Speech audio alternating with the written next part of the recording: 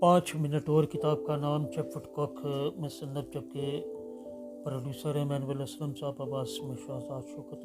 और यहाँ पर हम देख रहे हैं सफ़ा नंबर 86 है, 86 है।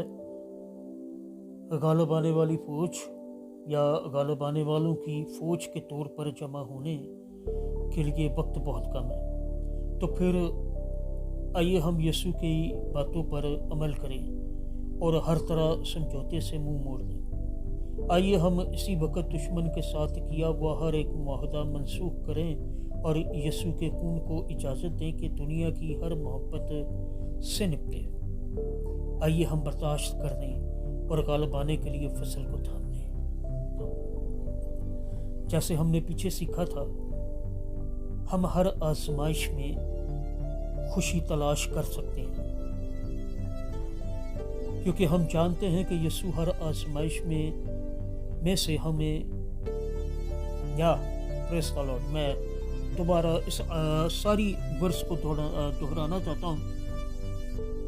जैसे जैसे हमने पीछे सीखा था, हम हर आजमाइश में खुशी तलाश कर सकते हैं, क्योंकि हम जानते हैं कि यीशु हर आजमाइश को हम में से सोना निकालने के लिए इस्तेमाल कर रहा है। ताहम वो आजमाइश मुस्तनद नहीं होगी जब तक दुश्मन हकीकी नुकसान ना पहुंचा सके। ये कोई ड्रामा जंग नहीं है, ये ज़िंदगी और मौत की लड़ाई है और इसमें नुकसान का हकीकी खतरा है। हमें बेखौफ और दुआ करने वाले बनना चाहिए।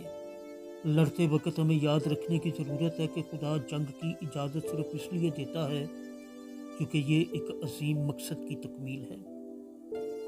सारी आजमाइशें मिलकर दुल्हन को खुदा के बेटे के लायक बनाएंगी और सारी तारीख में रूहों की बड़ी फसल हो या रूहों की बड़ी फसल के लिए रहनुमाई करेंगी। अगला जुज़ है उठ मुनव्वर हो। आइए इस आयत को यहीं पर पढ़ लेते हैं। यशायाह नबी का सहीफ़ा है और 60वां बाब है। पहली आयत से तीसरी आयत तक खुदावंद के कलाम में यूँ मरकूब है, उठ मुनव्वर हो क्योंकि तेरा नूर आ गया और खुदावंद का जलाल तुझ पर ज़ाहिर हुआ। क्योंकि देख तारीकी ज़मीन पर छा जाएगी और तीर की उम्मतों पर, लेकिन खुदावंद तुझ पर ताले होगा और उसका जलाल तुझ पर नुमाया होगा और कौमें तेरी रोशनी की तरफ आएंगी और सलातीन तेरी तलू की तजल्ली में चलेंगी। खुदावंद के पाक कलाम के पढ़े सुने जाने पर उसकी बरकत नाज़िल हो, सब कहिएगा आमीन। खुदावंद का शुक्र हो। 5 मिनट और किताब का नाम है चटपट कॉक मुसन्नफ, प्रोड्यूसर मैनुअल असलम साहब, आवाज़ में शहजाद शौकत। और ये था सफ़ा नंबर 86।